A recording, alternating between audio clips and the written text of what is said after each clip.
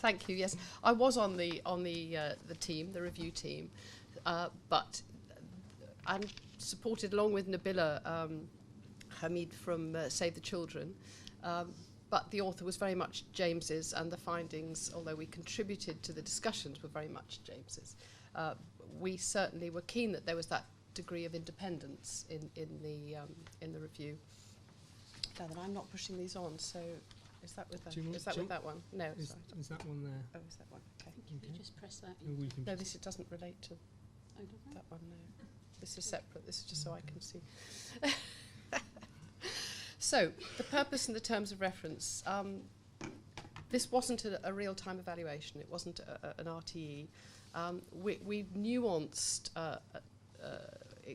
this review. We've in the past we've done monitoring missions. We've done RTEs.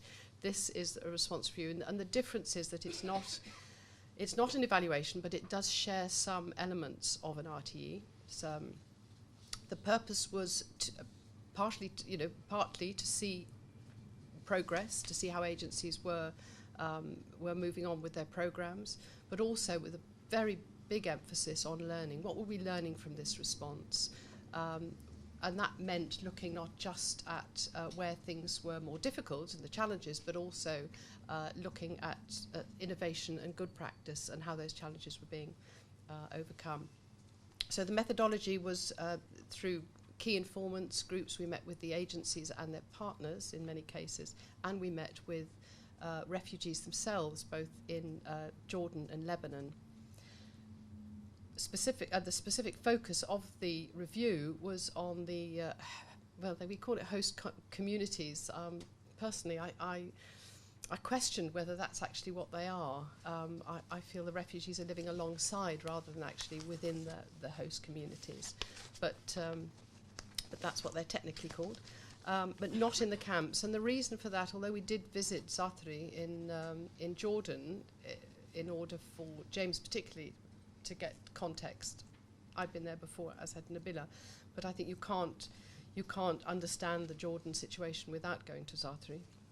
But the focus was on the refugees and the communities, because that's where most of them are, and also that's where they're least visible. So we knew that the needs would be more difficult to meet. So yes, we visited Jordan, Lebanon. We accessed, if you like, the programs in Syria through discussions, roundtable discussions in Lebanon with people who were managing those programs from Lebanon, from Beirut, and also remotely in Turkey, where Islamic Relief very, very kindly organised a round table in Turkey, and we managed that through Skype, which held up for 2 hours, which is amazing. I'm sure you all know what the map looks like. This was obviously fairly old now. This would have been, when was this drawn up? This was drawn up in March, I think. Looking at distribution of refugees and the various contested areas within Syria. Do this twice, and that's one, just an additional one, which is showing probably a more up-to-date picture. The first one is the one that's in the report. There has been some change over the period. Why is that not working? Okay, the political and humanitarian context. I mean, this is a conflict that now nearly is coming up to 3 years in March. Characterised as part of the Arab Spring, but I think it's moved on. Personally, I think it's moved on from what it might have started to be. Massive internal conflict, as you all know.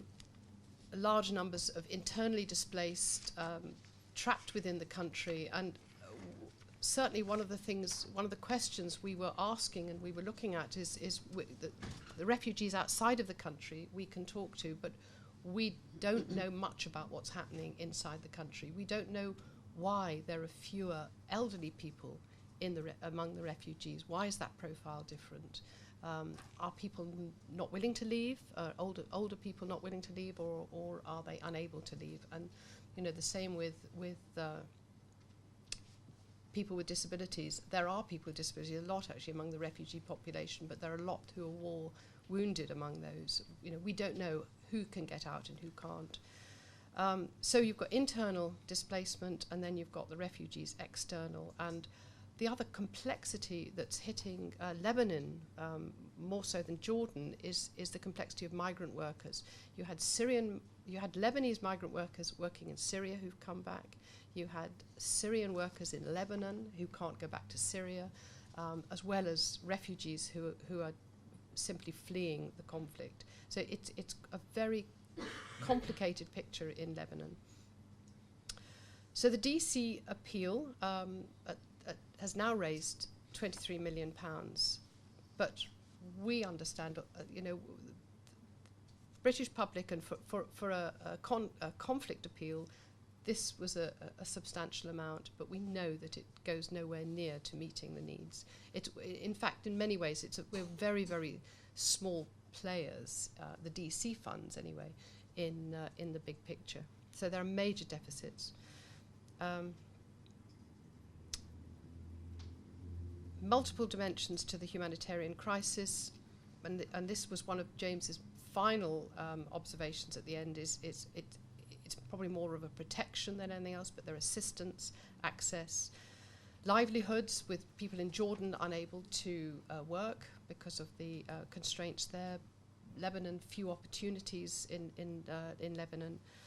The social protection issues, shelters massive, and we've seen that on the news this morning with the place blanketed in snow. Of course, health needs, ongoing health needs, as well as those created by the conflict itself. And yes, as John has already pointed out, what comparisons can we make with the Balkans? So, for those of you who've not been to Zaatari, this is a picture of Zaatari camp in rather better weather than they're getting now. Still some tents, although they're moving much more to what they call caravans, which they're more like porter cabins, to be honest. But actually, there's also a whole industry. It's a city that's grown up, and this fruit and veg stall has been created out of one of the mobile homes, basically. So somebody's given up their space, or maybe they live in the back, who knows, and created this. And this is just one of many. There's a whole strip. It's an amazing place of very fresh and healthy-looking vegetables. But you can also get fridges and satellite televisions, satellite dishes, televisions, and everything else in the market, which is quite amazing. The other thing is, it's a nightmare place to be managing, because although people are allocated their unit, this is an example of where somebody's shifting it. You'll see it's been put on wheels and somebody's moving it somewhere else. So for the people running the camp for UNHCR, they've got massive challenges just trying to keep track of everybody. This is Killian Kleinschmidt. If I got his name right, I would have.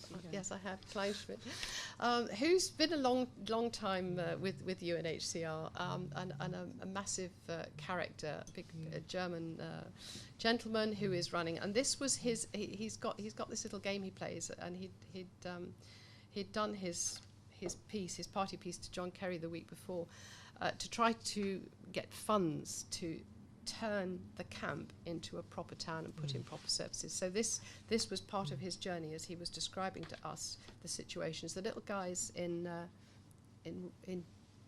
black, in brown, blue, dark blue, and white hats were what he called the street. They're actually the street leaders, but he characterised them more like gang leaders. And the little Smurfs of the UN. It's quite a story. It's quite a story. There's plenty online actually that goes through his story actually, so you could probably find that. So the structure of the report, the overview. We were obviously looking to get an overview of what the response was looking like. We were probing agencies' strategies and the roles they were playing in the three countries. We're looking at needs assessment and program choice, and looking to see, asking really why agencies had chosen to do what they were doing. the challenges of implementation and monitoring, coordination and partnership, which threw up some interesting observations, accountability and learning, and then general observations. Oops. So let's go back to that one and that one. Okay, so I think the headline for us was that, you know, DC members were performing some really essential roles in all three countries, and what they were largely doing, particularly with DC funds, but also with other funds, was filling gaps. I mean, there's a huge amount of UN money going in, and the UN are managing this response, certainly in the two countries we visited. But they were filling those gaps that the UN were unable to, and there's sort of complications in the registration. This is particularly highlighted in Jordan, where getting registered is one challenge, that there are delays in doing that, and that registration only lasts for 6 months, so then having to re-register, there's a gap for that to happen. So falling in between the gaps, agencies were really filling those. Program quality and effectiveness was generally high. I mean, this is in a middle-income country, or what were middle-income countries. I don't know how they'll be characterised now. But no, we felt that it was good what agencies were doing. There was good adaptation to the context. But of course there were, there had to be things we needed to look at. And concerns. The length of time to initiate and scale up programs was an issue. And there were some good reasons for that, and some that were less easy to understand, particularly in Lebanon. Good reasons, I don't know if we come to this later in his talk, but good reasons in Jordan, of course, were the length of time it's taking to get programs approved by MOPIC, who is the government agency, and that was holding up some very well-designed programs. Other agencies had managed to get around it another way, but that was causing a problem. The related lack of preparedness and standing capacity. Agencies did have many of them had ongoing programs in the countries, but they were not really prepared for this kind of emergency. It appeared, certainly in Lebanon. So although they were partners, they were often doing a little bit of development work, and certainly were not ready for a massive humanitarian response. The limited program coverage in Syria, well, we know that a lot of money, DC money, went into Syria, but we know that it's limited for the reasons that there's reach is a problem, but also funding is a problem. Accountability concerns in Syria, and that needs to be put into context. I think it's the don't know what we didn't know. I'm not sure that agencies were able to drill down completely on their beneficiary accountability, but that's not to say they weren't making some good efforts and making all reasonable efforts and finding some innovative ways. But things like beneficiary lists can't be published because of security reasons. So there were constraints, and I think personally, I think we have to live with those constraints.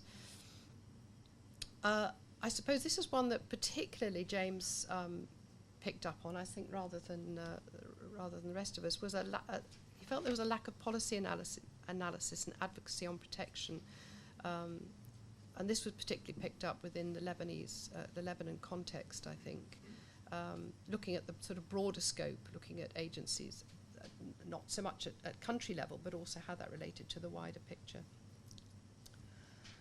So, he's going into more detail here. Maybe I've said all this. So progress. Yeah, I think I have. Lack of courage. I think I've covered that. Whoops, that's gone back again, hasn't it?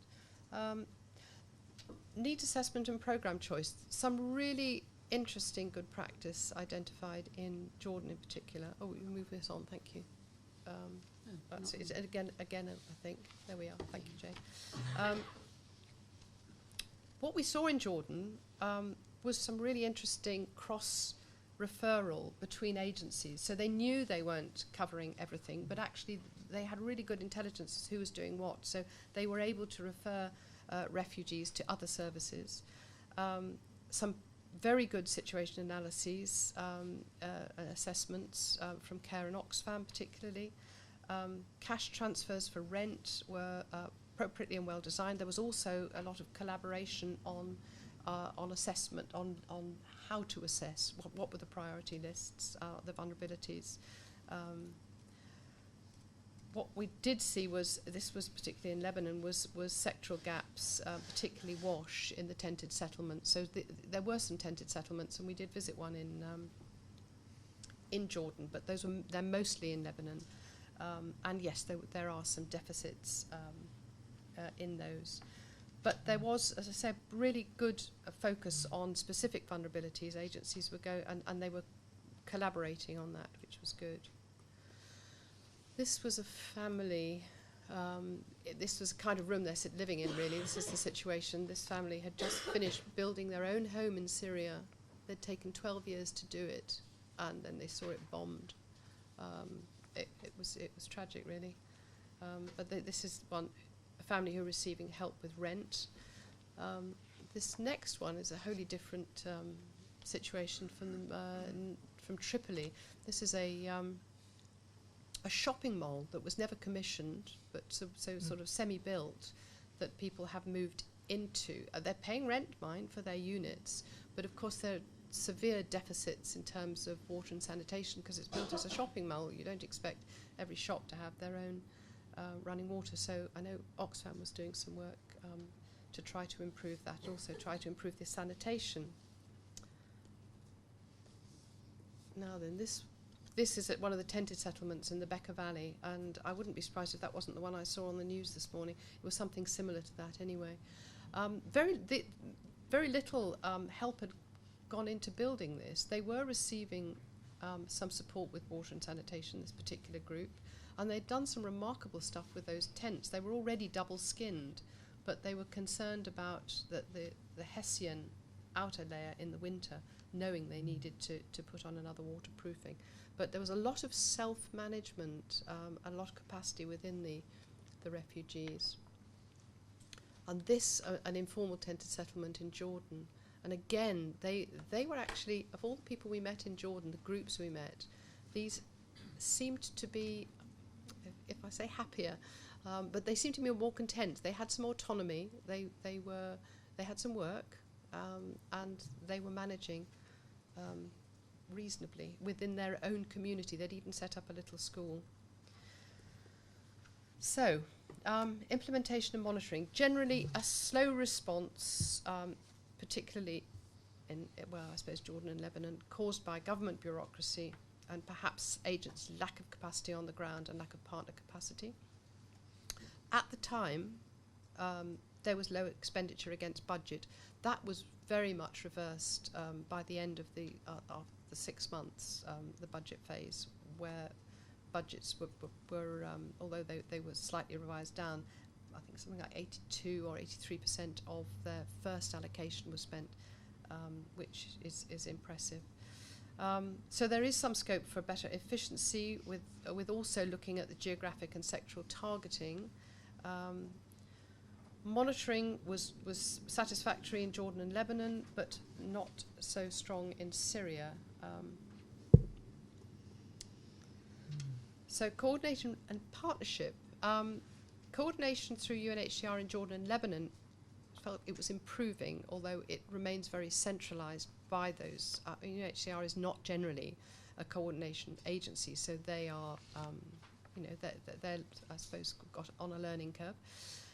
But DC members are playing a constructive role in sectoral working groups and collaborating between themselves, as previously said, impressively. Coordination on Syria was weaker, and mostly confined to programme level, not certainly at policy and strategy. There's a lot of nervousness about sharing detail, and I would think that goes a long way to explaining that. Partnerships widely used and appear to be working well, including between international NGOs. But there was a lack of emergency experience. Local partners, as previously mentioned, the development partners were not ready for this in any shape or form. So there is already an emphasis on capacity building and some use of some good pilot projects by Save the Children. That particularly is one inside Syria. Unanswered questions over accountability for work within Syria, as I previously mentioned, where normal standards can't be met. But as I said, there are novel methods of reporting using different social networking sites for groups, using mobile phones and photography to be able to report back on what's happening. And the accountability for progress. I mean, we certainly, as a DC, have had no problem with the reports. They have been satisfactory. Accountability to beneficiaries, variable, reasonably good at some level within community involvement in Jordan and Lebanon. It's slower in others. Good information provision. A lot of the programs focusing on providing information. Feedback mechanisms are certainly there with hotlines, satisfaction surveys.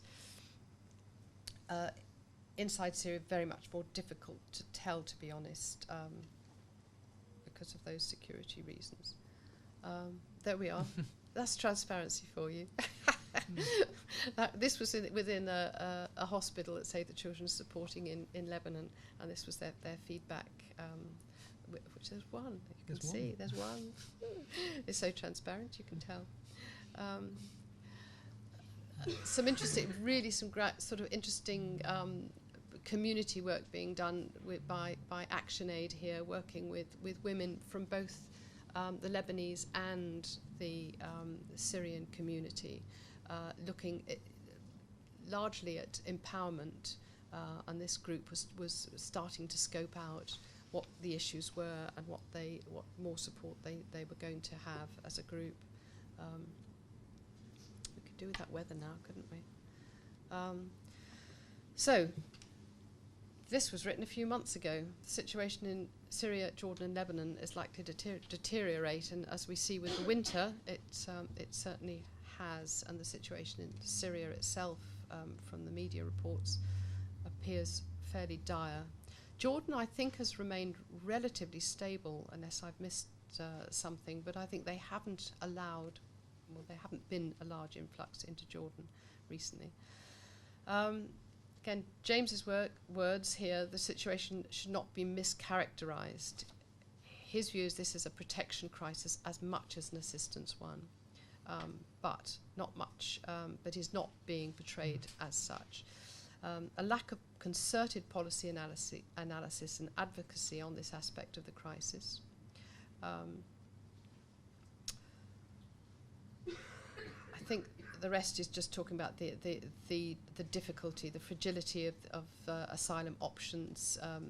That's the legal status of refugees in Lebanon and Jordan is difficult because they don't recognise refugees in those countries.